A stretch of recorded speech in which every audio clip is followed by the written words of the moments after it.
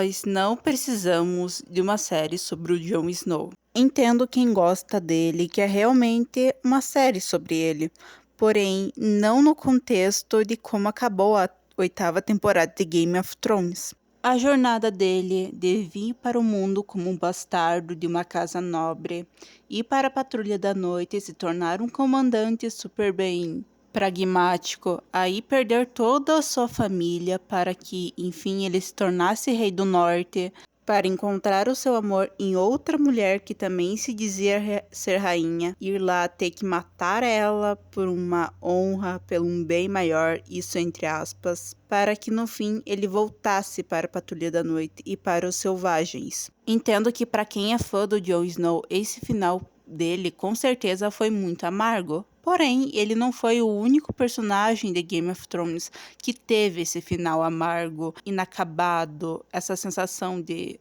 isso aqui não é justo. E para um personagem como o Jon Snow, que é retratado como herói dentro da obra, esse final, na minha opinião, até chega a ser bem interessante, diferente do final de outros personagens dentro da obra, que eu achei meio, enfim. Mas é impossível negar que o Jon Snow não teve muito privilégio dentro da série. E quando eu falo isso, eu me refiro ao roteiro, da produção, ajudando o Jon Snow a sair das suas enrascadas, em ter momentos altos dentro da série, como ele se tornando rei, a Batalha dos Bastardos. Tudo isso para que o público acreditasse que ele era o herói dentro da série, até mesmo junto com a Daenerys, fazendo muitas pessoas acreditarem que ele era o Azor Ahai, ou o príncipe que foi prometido. Até mesmo colocando ele como filho do Rhaegar, como um possível Targaryen a ascender do trono, sendo que ele nunca seria considerado um Targaryen legítimo dentro da obra. Dando esse enredo que, na verdade, nos livros era de outro personagem que também se diz filho do Rhaegar, dando tudo isso para o personagem desde a morte e ressurreição dele. Outros personagens foram descaracterizados, manipulados para que o Jon Snow ascendesse na série. O final do Jon Snow é muito mais digno perto do final de outros personagens. Até o final dele faz bastante sentido na série, apesar que ele também não faz. Caso não tenha entendido, eu vou explicar isso agora. A possibilidade de uma pessoa que, apesar de ser um bastardo, ir para a Patrulha da Noite como uma forma de julgamento não faz sentido. Ah, mas ele matou a rainha. Isso continua não fazendo sentido.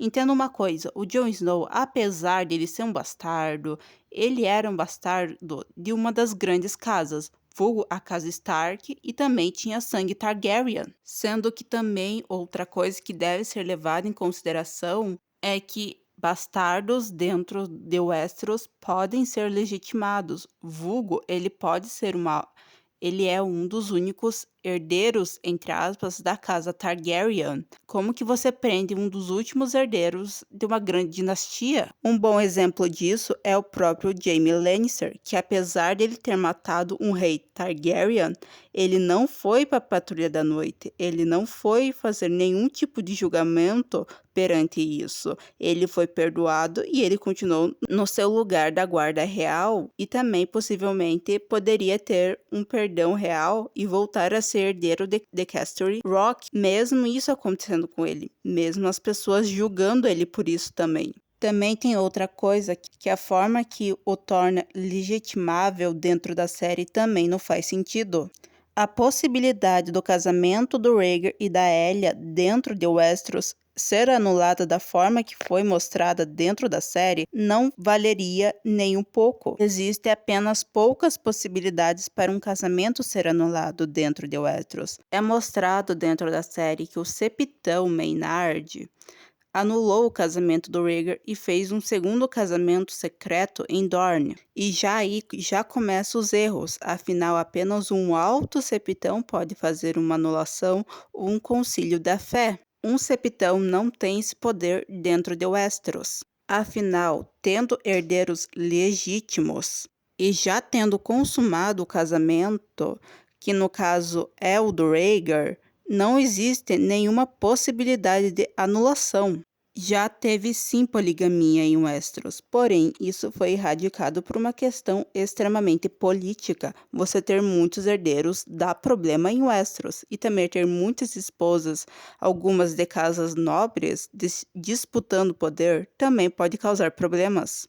A união do Aegon I com suas irmãs também é desaprovada pela fé dos Sete, mas no caso deles, isso aconteceu primeiro fora da fé dos Sete e também eles não participavam da cultura de Westeros, eles ainda estavam muito ligados à cultura valeriana, logo ela foi tolerada. Outra coisa é que o Aegon tinha muito poder, e especialmente talvez para acabar com a fé dos Sete, poder esse concebido pelos dragões.